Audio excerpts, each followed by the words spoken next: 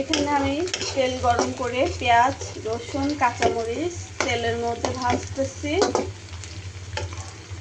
একটু ভাজা হয়ে আসলে পেঁয়াজগুলো একটু বড় বড় করে কাটছি যাতে দেখা যায় আর কি রান্না করার পরে।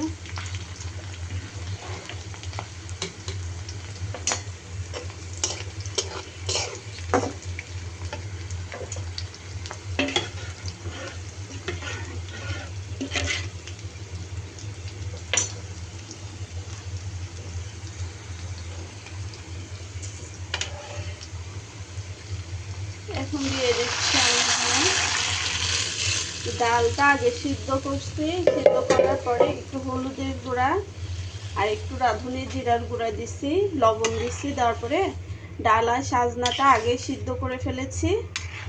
সিদ্ধ করার পরে বেশি করে পেঁয়াজ, রসুন আর কাঁচামরিচ দিয়ে সাজনার ডালটা বাগারে দিছি। একটু বড় বড় করে কাটছি, যেহেতু এটা এভাবেই খেতে হবে। অনেক লম্বা লম্বা করে সাজনাগুলো কাটছি, কেটে ধুয়ে ডালের সাথে দিয়ে এখন বাগারে দিচ্ছি।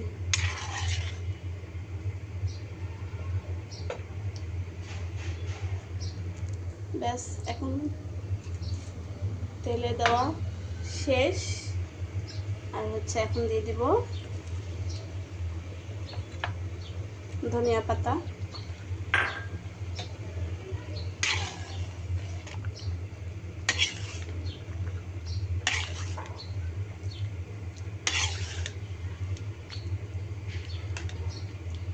এই যে ডালটা এভাবে পাতলা করে রাখছি, মশারির ডাল এটা।